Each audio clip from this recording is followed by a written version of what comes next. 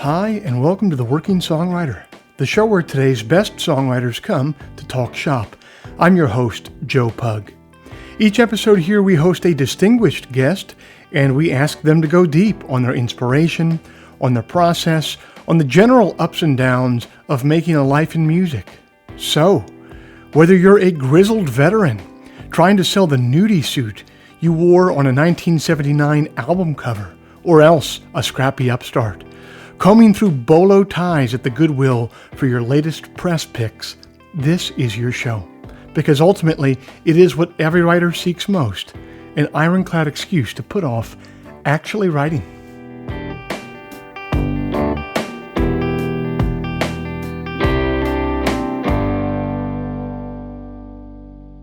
Hey everybody, it's the second Friday of November 2021, and I thank you for joining us. This week's show is brought to you by Bandzoogle.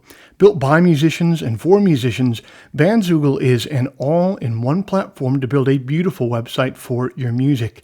I'm old enough to remember when you had to pay somebody called a web developer to get a website made, and it would always be some guy named Evian who drove a Honda Element with a decal of Calvin and Hobbes peeing on fiat currency, and who was always trying to sell you synthetic weed called salvia, packaged in a Fruit Stripes gum wrapper. And old Evian would charge you about $1,000 for a website that would be obsolete in 6 months, but it's the future now, you guys. That's not how it works anymore. We're allowed to have nice things now. One of those nice things is Bandzoogle. Bandzoogle powers the websites of tens of thousands of musicians around the world, from weekend warriors to Grammy winners. All the features you need for a professional website are already built in: hosting and a custom domain name, dozens of fully customizable design templates, tools to sell your music and merch commission-free.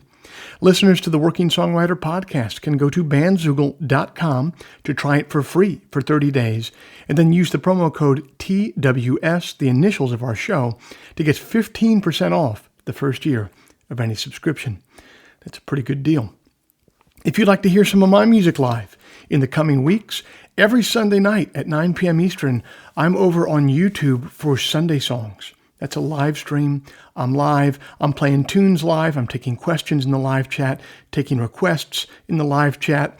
It's a really fun, really interactive experience. I dare to say that we're building something of a community over there on Sunday nights, including many people who are listeners to this podcast. So come on over and be a part of it every Sunday night, 9 p.m. Eastern on YouTube. Head on over to YouTube and search for Joe Pug, or go to joepugmusic.com and click on the live stream tab. Finally, if you enjoy this podcast, if you'd like to help it remain a viable endeavor for me, here's a couple things that you could do to help. First, you could become a supporter of the show over at Patreon. Patreon is a platform that allows you to directly support creative endeavors that you find meaningful. You just head to their site, Patreon. You search for The Working Songwriter, or you search for my name, and then you sign up to kick in a few bucks every month for the show. Think of it as a voluntary subscription, a subscription that you certainly don't have to pay for, but that you choose to because you dig the show and because you won't miss a few bucks at the end of the month.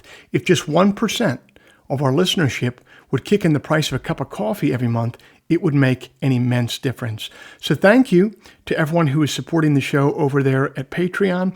And if you're not in a position to do that, you can still help us out for free by doing one of these two things. First, you could leave us a rating in the iTunes store, or second, you could simply tell a friend about the show. Spread the word about the show. The simple math on those two things is that they will help me much more than they will be a pain in the ass for you.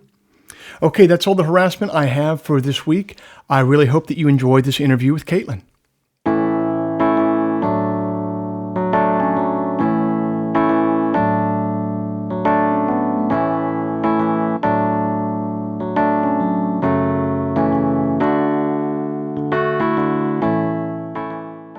My guest this week hails from Nashville, where she's at the vanguard of modern country songwriters. For the last decade or so, Caitlin Rose has been releasing critically acclaimed albums that have won her a devoted legion of listeners. In some sense, she's following in the family business. Her mother, Liz Rose, is an accomplished Music Row songwriter who has penned tunes for Taylor Swift, Carrie Underwood, and many others. But in the most important sense, Caitlin is following her own star with a wry, left-of-center take on country and roots music. She has shared the stage with Jason Isbell, Brian Fallon, Justin Townes Earle, and many others.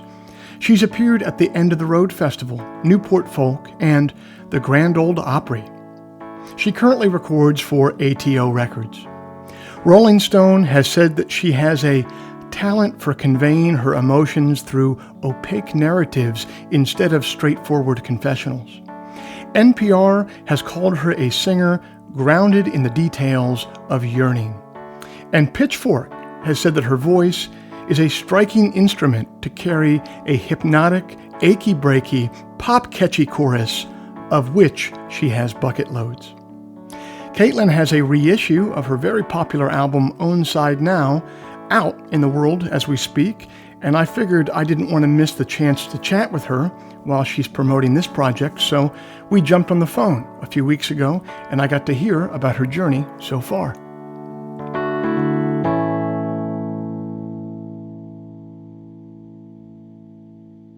Caitlin Rose, thanks so much for being a part of the Working Songwriter podcast.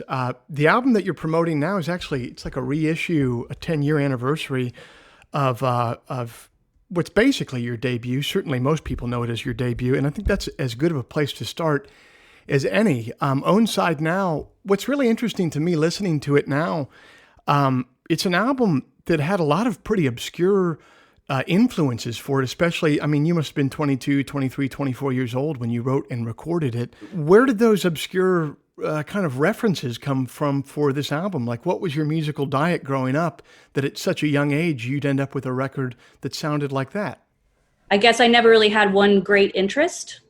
And if I did, it was always in phases, like a J-pop phase, probably around the time I was 13, and like the Bratmobile phase. And then at some point there was a country phase, and that kind of paired with every weird additional song, like a Bollywood pop song or something like that. It just kind of all melded into one. But it's also interesting because a lot of those songs, maybe 3 or 4 of those songs, were from when I was playing shows in high school. Mm-hmm. And they got a bit of a revamp, which, served them much better than my random limited chord selection.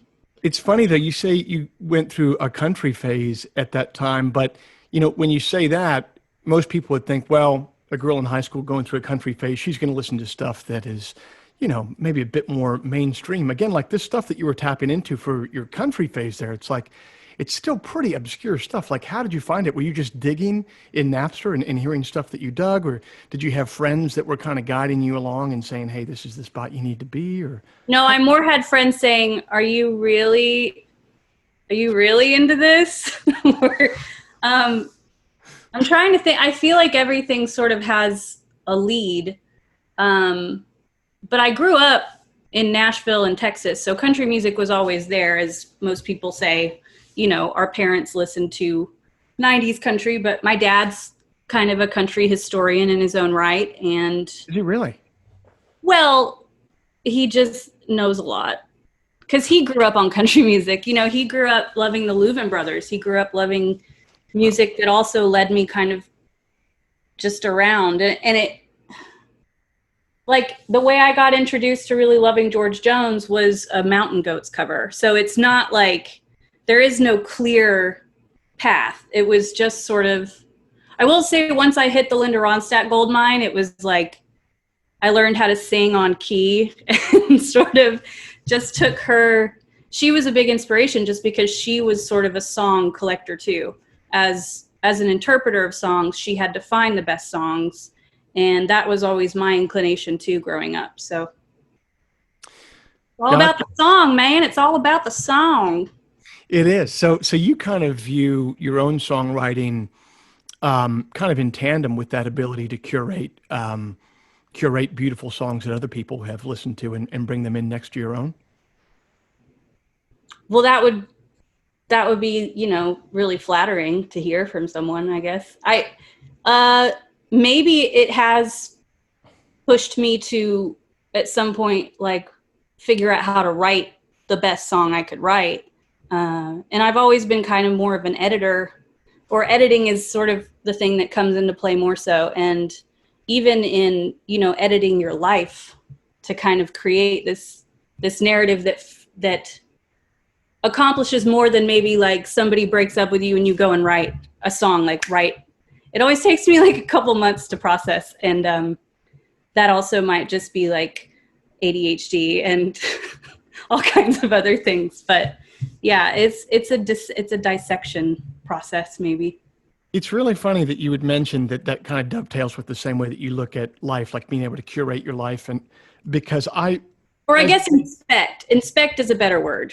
inspect, Do well, you but ever do you ever feel like people kind of write songs from this one perspective and it's like it's lacking to me? And I think that I have to go over things so many times in my head to make it feel like it's worth sharing. mhm. Which is maybe a little harsh on myself, but it just feels better. So Well, you can't argue with the results, but I think also just that idea, you used the word, you had to find like a narrative or sort of like a narration that would work sort of like a meta narrative for your life. And I just think that that's so important personally, but then I also think it helps you with your art as well. You have to have a story of what the hell you're doing. And yeah, at least personally for me, the times in my life that have been the most tumultuous is when I've just completely lost the fucking story of what I'm even up to. You know what I mean? yeah, you're inundated with your own feelings and emotions and rash sort of perspective on it. And I think that when you can really step outside of a situation and some people don't want to do that, and that's pure and wonderful too. But for me, it never felt natural to kind of just write off the, like being in a or being in like I don't go to Starbucks, I don't go to coffee shops, but when I was growing up, I went to Waffle House a lot, and you can jot down like a few things if you're sad, but I think it's really nice because at some point I started focusing on, how do I write a great song instead of how do I write the song that I need to write right now. Mm. Like Own Side was a song I would have never been able to write until, I traveled through that world of like 1970s singer-songwriter country rock stuff, because especially like, any Andrew Gold or JD Souther song from Linda Ronstadt, they're crafted, and Mhm. learning how to craft songs as opposed to just letting it out is a Did you, different thing. do you remember having kind of like a light bulb moment at some point, like where as you're getting older, you're listening to one of those tunes, say, and you say to yourself, hold on, this isn't just someone spouting off randomly in a coffee shop. This is a craftsman or a craftswoman, doing a job. Do you have a light bulb moment of when that all went off, like a particular tune? I just think there's so many. I don't know. Um, I feel like I still get light bulbs. But I have like weird memories of really hearing something like I accidentally smoked opium one time and ended up lying. I missed work and I like laid down on this pink rug I had and put on Joni Mitchell's first album, which has like Sistabel Lane and all these sort of really, but that's also more of like a musical Mm. thing. And I don't really do drugs, so, but I do remember, I don't know, man. I feel like Ronstadt songs were really what did it for me because she picked the best songs and she picked from all over the place. So I was learning about songwriters through reading the backs of those albums, and I was learning kind of this not hierarchy, this web of where all of these things connected, like Zevon's over here and Carla Bonoff's over here, which I grew up on with my mom, but I never knew, just seeing how interlaced everything is was really a big part of that, I think. When did music go from something that you were listening to and jiving on and keying into, which a lot of high school students do? When did it go from something like that into, I'm going to give this thing a damn shot and go for it? Um,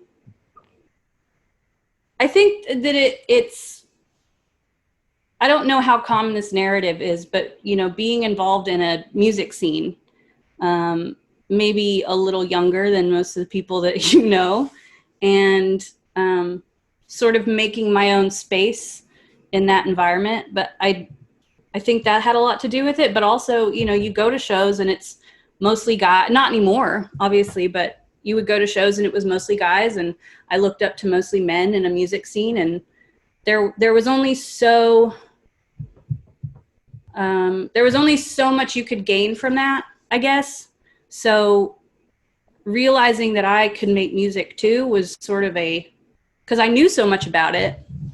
And, instead of like trying to ingrain myself in a scene by just going to shows and knowing people, it felt like it was a really great way to not feel like an outsider and really carve out my own place in that without, having to date a musician or something, which I did, of course. And, I spent my last year of high school opening up for my boyfriend's punk band and ingraining myself in another scene. And I don't know. It's really nice to me to see the way like women are able to just exist in a scene now and run a scene and be like the figureheads of a music scene. And that wasn't as common kind of back when I was in high school. It's kind of a trip. You don't really think of like the last 10 to 15 years of being such a sea change in that way. You think more of like the 60s and 70s, even before that, women's suffrage, like these very significant landmarks that we have in our nation of progress. But I do have to agree with you. I mean, now that you're mentioning it, it certainly does seem like to me from the outside looking in that there has been a sea change in that way. Well, and I think it's because the gatekeepers sort of used to be indie hipster dudes like that. That was really all I knew is like the bar. And I don't know. I think it's also like in those, and I know that everybody grew up in a different scene and it might be different. And I would never want to dog on the one I came up in because it was really important to be able to be in those spaces. But as a woman, as a young woman, being in those spaces was something that I always kind of felt I had to fight for, maybe. And It seems like that's not the case anymore. It seems like, you don't have to get the thumbs up from a certain group of people to keep doing what you're doing and feel supported. And yes. And it might go hand in glove with, it might be kind of an outgrowth of the thing that's happened for all people of all genders or whatever, which is that now just in general, gatekeepers mean less now. Like there's been a technological revolution where like, I've been on the road with people recently who they're like, yeah, I put a record out when I was in college, man, and put it on Spotify and it just got picked up on some playlists and off we go. It was an algorithm that picked me up. So, and I can't say that's a great thing either, but hopefully it'll all balance itself out at some point. Maybe it's not a great thing, but I'll tell you what it is better than, and it is better than the tender mercies of just some random dude named Todd in skinny jeans choosing whether your album is going to come out or not. You know what I mean? It's certainly better than that. Yeah, Todd can take a hike. So talk to me about making that first record, Own Side Now. How did that come together? What did the album process look like? And what did the release process look like? I mean, that album ended up becoming a touchstone for a lot of people in this songwriter's world. Which is such a weird thing to reflect on at 34 years old. That's a first record. You spend 10 years writing it. You spend the first, well, not 10 because I was only 21. So your first 5 years writing it. Yeah. And I started writing songs when I was 15, and like everybody else, I threw up a MySpace and just kind of existed in, whatever quirky little world I wanted, and kept uploading stuff, on occasion once MySpace sort of took down. And when I was working with Aaron Hartley at Theory 8, when I started working with Aaron, he was managing me, and he ended up releasing like a little thing for me before I went on like a very short tour. It wasn't a real tour. It was like 3 shows. But that was on MySpace, and this smaller label from the UK called Names hit me up on MySpace one time, and I said, haha, very funny, big joke. And then they did it again, and they were like, no, like we want you to make records with us. So that was a moment where it was like, oh, I'm not just playing the spring water to like my 5 friends. I'm going to make a real record and do this, which I'd never really thought of that as a viable thing. I think I was in school at the time, and that didn't work out, clearly. It was just community college, didn't lose a lot of money. It's fine. Yep. But yeah, that's sort of when it started. And at some point, I'd been carrying around probably like 4 or 5 songs for a long time. And then I wrote Shanghai and Onside, and then I said, I'm ready to make a record. So. Did it have to be I mean, you're saying that it was even a shock to get a message from a record label saying, hey, do you want to do something with this? So it had to be somewhat disorienting for you after it was released to, I mean, I think the first time I ever heard you play, you were playing in London. You know what I mean? So the album had taken you that far. Like, can you kind of explain the process of it being released and listened to by people and what that felt like personally?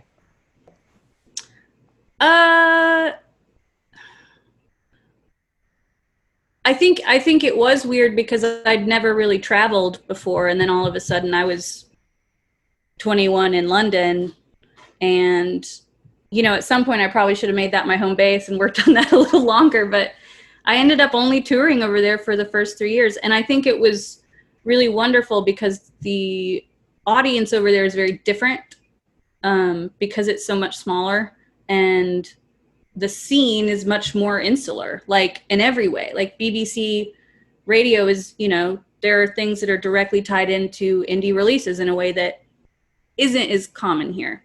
And yeah, the fact that everybody gravitated towards it so much was really odd to me but I think after I'd written those few songs, I felt more confident than maybe I had.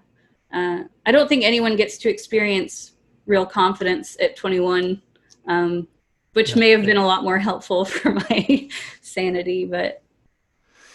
Yeah, I had plenty of liquid-induced confidence at 21, but nothing approaching. Yeah. Myself at that time. What did you toured that record in the States as well? What are some of the tours and touring moments that you remember the most behind it? I remember that tour we played with Justin. Yeah. Did Harlem River. There's so many. Like one of the first ones was Ron Sexsmith, which was really cool. And that's when me and Jeremy Fetzer and Spencer Cullen were only doing like 3-piece stuff. Mm-hmm. And that was a fun journey. I don't know, what are my favorites?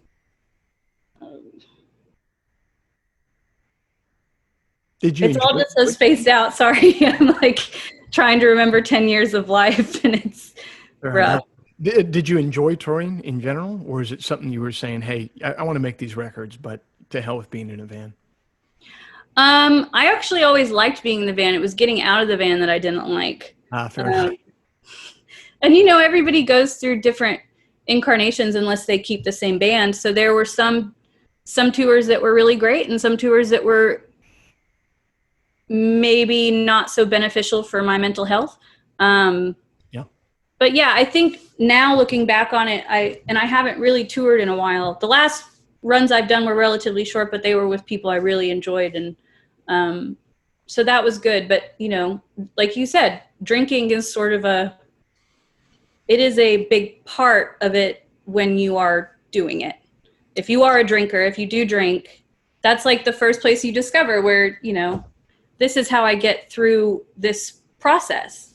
And that was something that the more I think about it, the more I have to figure out if I'm going to do that again, how to temper that. And yeah. It's a serious occupational hazard. And it is. It really is. It's a joke. And now I'm just like, that's not a joke at all, actually, because it's like, if you're not going to go the completely sober route, which a lot of people do, and God bless them for it, but if you're not going to go that route, trying to just go on a tour and just drink like a normal human adult does is like, that's a pretty hard thing to figure out, man. Yeah, especially someone with like impulse control issues and severe anxiety and all kinds of fun things. So Or yeah, just being it's tired. like it'll take a big reframe for me to do that again. I mean, there's all that anxiety stuff. There's all that confidence stuff. I've experienced all that. And then there's just the very basic thing of just being tired all the time and thinking, well, it's 8:30 now. I got to go on in a half hour. I know if I take a shot or drink a beer, my pulse is going to go. I'm going to wake up. Yeah. You know what I mean? And It was a very, and it's weird because it's such an accepted form of functioning alcoholism. yeah. I remember like I'd get back and I'd be like, I'm so skinny. This is great. And then realize it's just because I was drinking vodka Red Bulls to get on a stage at, 11 o'clock in the morning. So it's not great. It's not great. But I had a lot of good times too. So I can't really say that, it was this super dark period. It's just that so many factors creeping into that, sort of, God, I had a metaphor and it's gone. It's gone.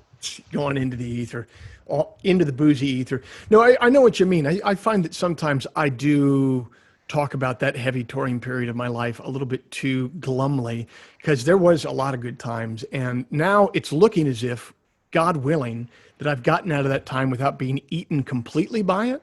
Yeah. So that's, at this point, it's kind of fun to look back on, but we all know people, sadly, who were, either eaten completely by it or it took a bite out of them that they have not figured out how to put back into place. And so it's kind of all fun with rose-colored glasses, but, Yeah.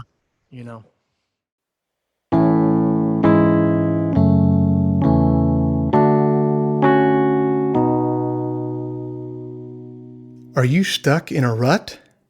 Are you tired of listening to that Jimmy Buffett 20th Century Masters CD over and over again and need some new music? Are you sick of making hamburger helper beef stroganoff for dinner every night and you want something new to cook? What you are looking for, my friends, is the Enthusiast Digest. That's my monthly newsletter which arrives in your inbox the first Sunday morning of every month, bursting with musical recommendations, poetry selections, recipes and cooking techniques for my favorite dishes, and items of general interest culled from the vast cesspool that is the internet. The Enthusiast Digest is free to subscribe to.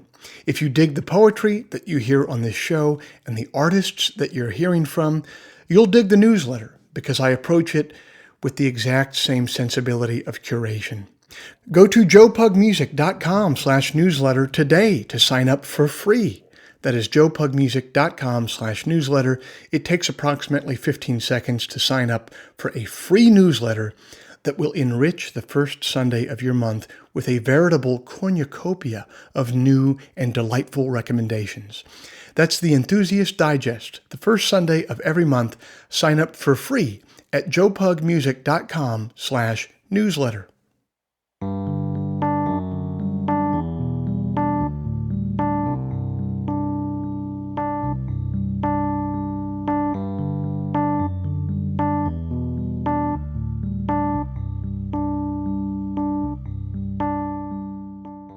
One of the striking parts of talking to Caitlin is the sense of her aesthetic conviction.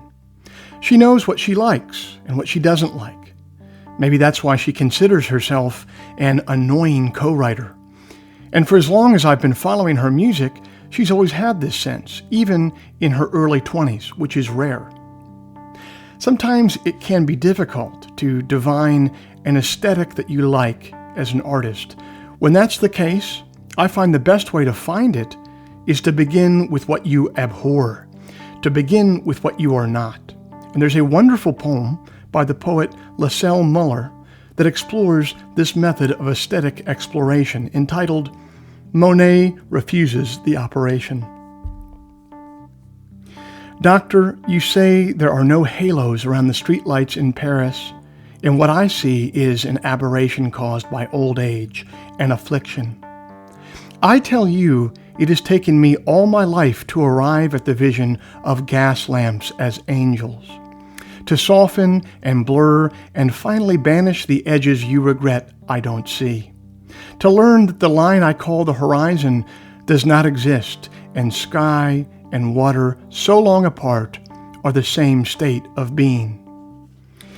54 years before I could see Rhone Cathedral is built of parallel shafts of sun, and now you want me to restore my youthful errors? Fixed notions of top and bottom, the illusion of three-dimensional space, wisteria separate from the bridge it covers.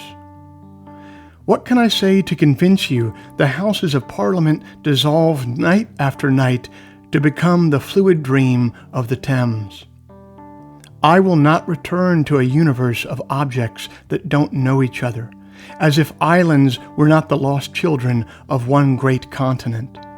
The world is flux, and light becomes what it touches, becomes water, lilies on water, above and below water, becomes lilac and mauve and yellow and white and cerulean lamps, small fists passing sunlight so quickly to one another that it would take long, streaming hair inside my brush to catch it, to paint the speed of light. Our weighted shapes, these verticals, burn to mix with air and change our bones, skin, clothes to gases. Doctor, if only you could see how heaven pulls earth into its arms, and how infinitely the heart expands to claim this world, blue vapor without end. If you have a day to sit down and write, what does that day look like? Do you spend your days writing songs these days? Like, what are you up to? I never really did. Mm-hmm. And I mean, I did have like kind of a couple bursts in co-writing, and I did a lot of it. And at that point in time, I was still sort of touring the stand-in, and I wasn't really able to write when I was on tour because there was just so much else to think about and so much to worry about and so much to drink about. So writing for me always comes in a singular song, usually. Like if it's for me, co-writing is a very different thing. And I spent a lot of time sneaking my own personality into songs that I never intended to cut or care about. But it was a flex and it kept me going. And for the most part, if I'm going to write a song, it's usually because there's one idea that's come to me like 4 times, and I continue to write down little pieces of it, and then all of a sudden I have the potential to finish the song. And I'm not a strong guitar player, so it's also kind of like that's a whole nother part of the process. Is I have a melody and I have to figure out, with limited knowledge and forgetfulness, lots of forgetfulness, how to make it sound right. And sometimes it sounds fucking crazy. So I don't know. It's very much like I need to do this now. I need to do this now because it's actually important. And it's very hard for me to be writing a song that I don't care about. For your own, it sounds like you kind of mentally bifurcate the songs that are for you and then songs that you're working on with someone else. Yes, because I think in songs with other people, I feel like because I'm an editor with my own songs, I can do both of those things together. I don't think everyone can do that. So in a co-write, that's sort of the place I want to stand in. And so it's hard sometimes. Because as an artist writer, when you're writing with people and they're like, well, you're the artist, what do you want to write? What's for your new record? And I'm like, not this, which is so messed up. But, it's also probably why I've only gotten like a couple cuts on, nobody that made me any money. No, I feel it. I've dipped my toe with that a couple of times. I have a really hard time with it. It kind of goes back to what you just said there of just like, if you don't feel like working on something, I would rather jump in a freaking lake than continue to work on something what is that? Why can't you and I just make ourselves, like, people do things that are much more difficult for work than that. Like, why? Well, you know how we mentioned that confidence thing? Mm-hmm. I think some people are a little too confident. Got it. And I don't think it always leads to as good of a finished project as I am ever willing to share. Like, you know, I had a therapist one time who said, like, this peanut gallery in your head, let's talk about this peanut gallery in your head. And for a long time I would be like, you're right, I've got to like silence the peanut gallery.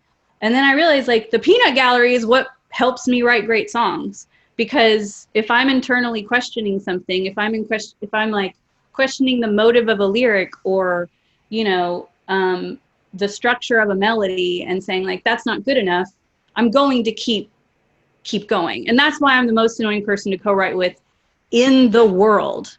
I feel like that if I could ever be inducted into like a Hall of Fame or be in a country music yearbook, it would say the most difficult co-write in the world. But it's only because I refuse to not finish something, you know, in the best way possible. And there are songs that have taken, you know, 5 years to write. There's songs that started out as waltzes and are now something very different. And it's just, it's all about that kind of like, that one piece of it that starts it, you know, and you look at it like a little gem and you're like, how do I perfectly cut this gem? Yes. I don't care if it takes 4 years. It's going to be perfect, or else I don't want to do it. I identify with you very strongly there. Do you ever have any trouble with, I think that's a really good way to go about art, I found in my life. But I find that it's a really hard way to go about personal life. And basically what I'm saying is I think it's all right to have that peanut gallery there and almost go to like a neurotic place with it, with art. And I think. Oh, no, I'm incredibly neurotic. And in life, it really does not serve me well. But in writing, it's good. Right, but that's my point. Like, so I would then carry that over into my own life, and part of being in my 30s now, look out, has been learning to, you know, not completely get rid of that peanut gallery and the neuroses that goes with writing. Because I said peanut gallery. It sounds so silly every time we say it. I think it's a perfect description. You were saying that you had forgotten your allegory before, but this is also like those you know how like doctors used to perform live surgeries. Mm-hmm. in those kind of like in a theater. Yeah. That's it's like I'm surgeoning, and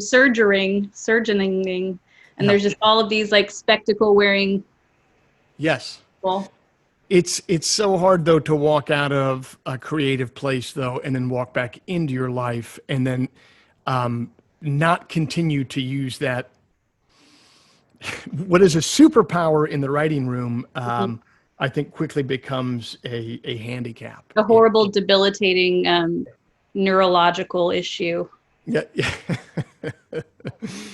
I don't know. I've had to really, I haven't gone to therapy specifically for that, but I've gone to therapy for a few things. And I think that's ended up that's one of the tools I ended up taking away from therapy to the degree that I have, was learning to unlink that tendency.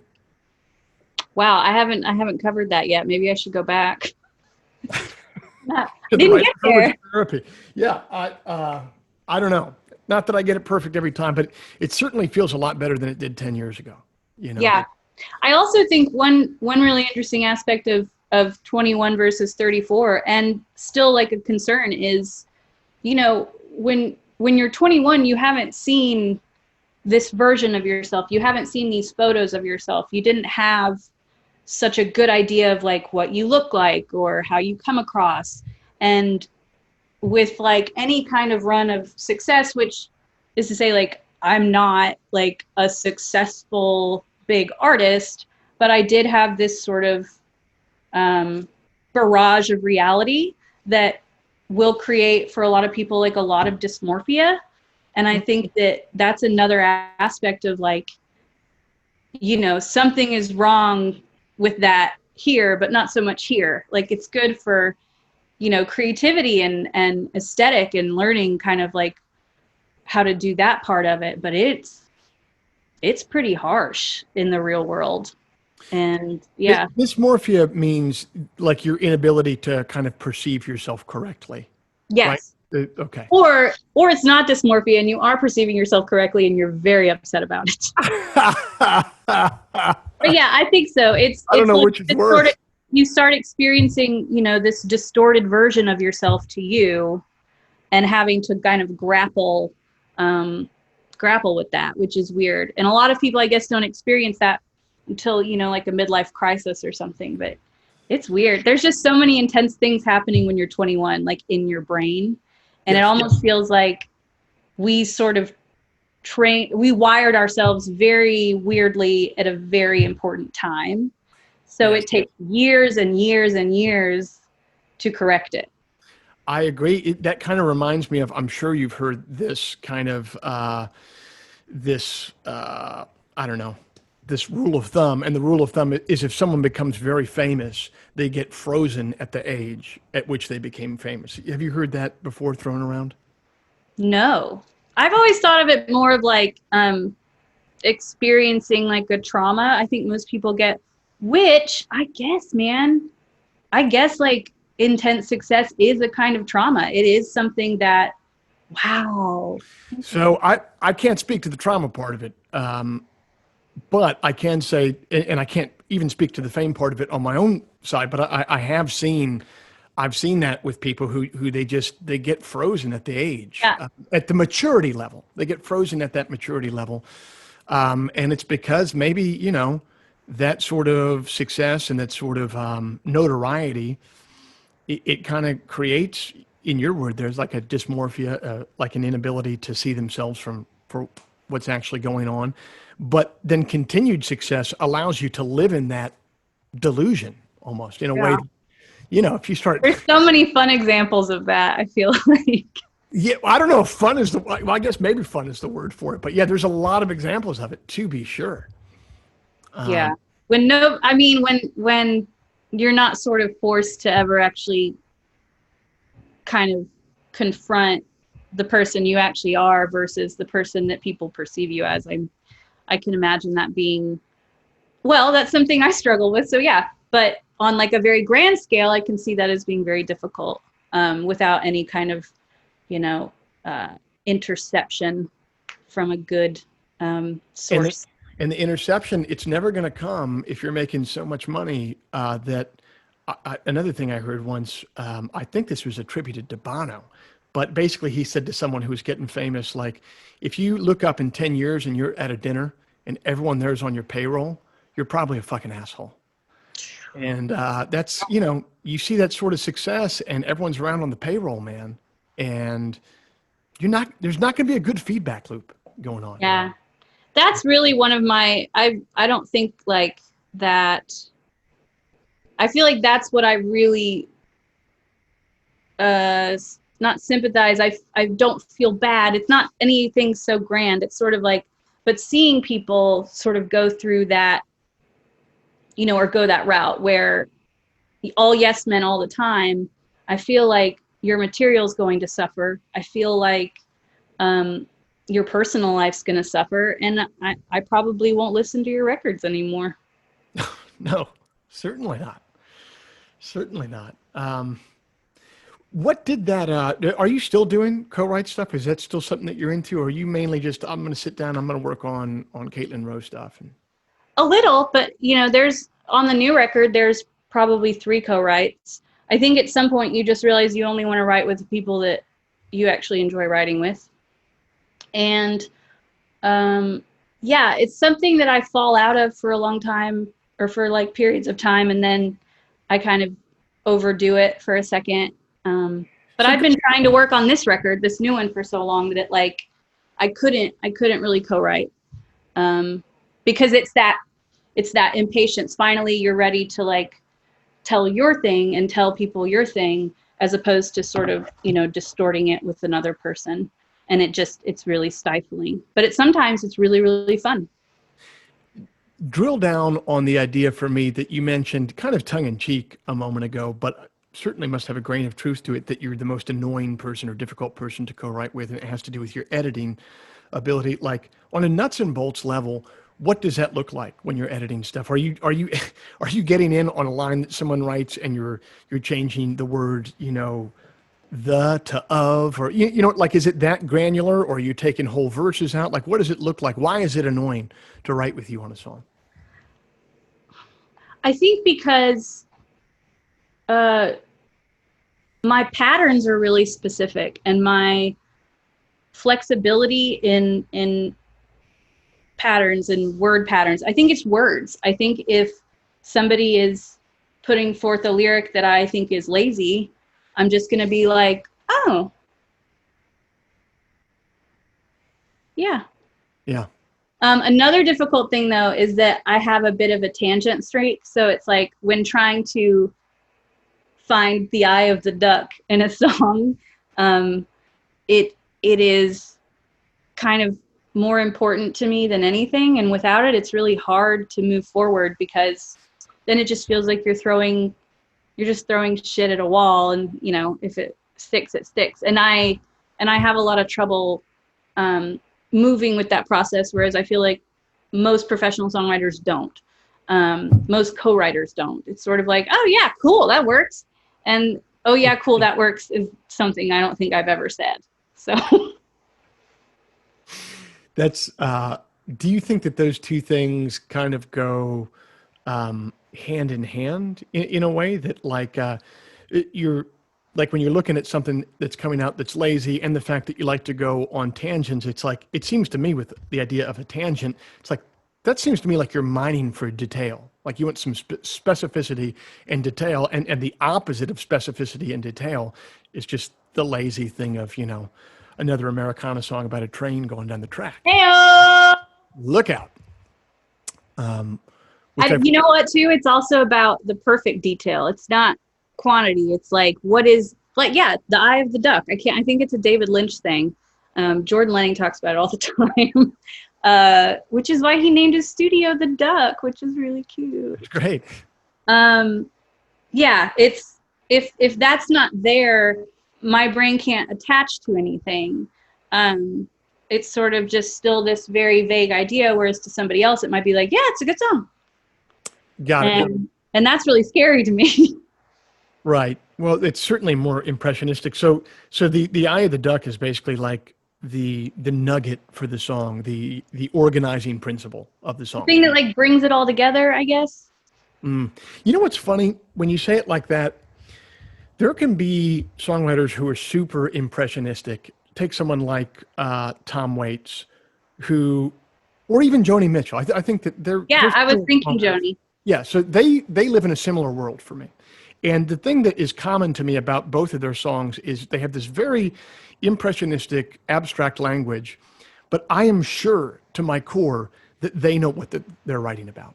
You know what I mean? Like, I don't think they're just throwing out lines. Like, they have an organizing principle. They see the eye of the duck, and then they just happen to translate it a little bit stranger than the rest of us would. It's intentional writing.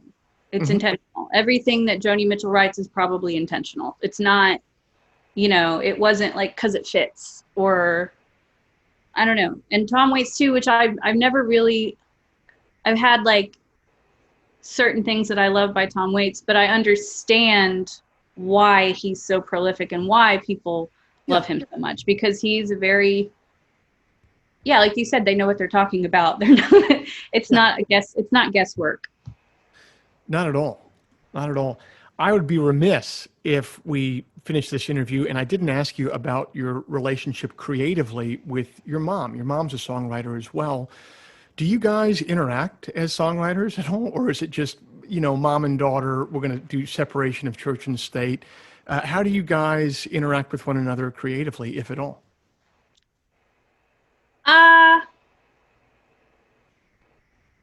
Well, she actually ended up doing her own record a couple years ago, and there was one song on there. I think it's more like, her day is spent writing with people for someone else. And if there's anything I'd like to do more of, it's writing with her for herself.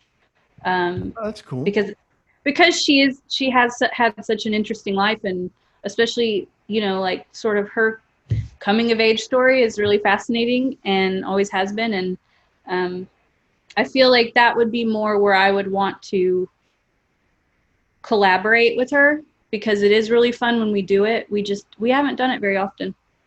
You haven't done it too much, but and it's like sharing with her sort of like this new record, which is very, I feel like it's interesting because, she goes from being like, oh, that's interesting, to being like, oh my God, I get it.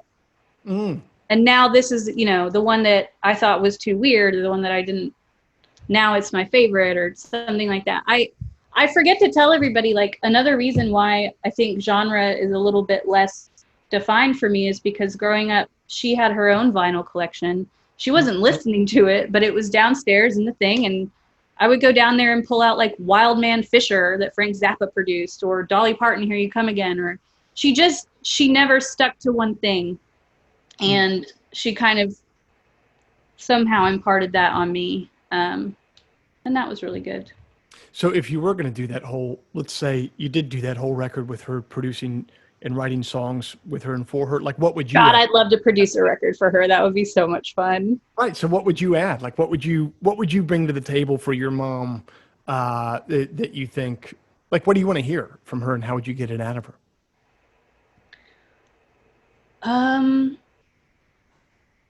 Well, I feel like I know everything about her. So I feel like maybe I would just kind of tiptoe around all of the things I find really amazing and intriguing, and see how willing she is to go into her own personal thing. But that record that she put out a few years ago is one of the most personal records I've ever heard from somebody. It very much kind of like frames out this life story in a really beautiful way. So she's a great songwriter. I like her. So talk to me before we close up here. Talk to me about this new project that you're working on. Are you just working on a straight up new LP of your own? Is that what's going down? Straight up new record. How's it going?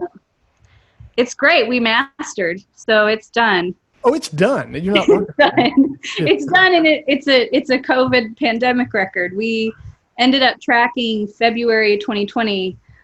Jordan and I had just started sort of overdubs and just working to get with the roughs that we had. And on March 10th, his birthday, we all went out to a bar and woke up in the morning and the world had ended. So that took about 6 months off of our progress. I even got a freaking Apollo twin and started setting up and I blew it. So I sold that back to him. And, we ended up finishing this record. God, I just feel so bad because, that perfectionist thing, I actually had time to be a perfectionist, and he didn't completely disown me. So I feel like, it's worth it in the end. I'm really proud of it. It took a really, really, really, really long time, even before COVID. Mm-hmm. So it feels like after 7 or 8 years, I can finally breathe again. And yeah. Sometimes it takes that long between records. I mean, some of my favorite writers take that long, but I think it definitely wasn't intentional. Yeah. No, but I don't think it would be for most, but sometimes, like some of my favorite writers, I think Gillian Welch went nearly a decade without a new album. I came close. Yeah. So I think, after Soul Journey, it came close to a decade for her. So, but all the people that are fans are still, we're just like, well, we got the old records. We're good to go. Yeah. It's nice to let people know I'm not dead first and get this record re-released. It's been really fun. Well, this is just to see the response is crazy. And it feels like, oh, so it did matter. And for all of your insecurity, you get a little bit of a boost. That's a beautiful thing, and I'm glad that that's going so swimmingly now. I'm glad that there's a new record in the can. I'm so glad you came on our show.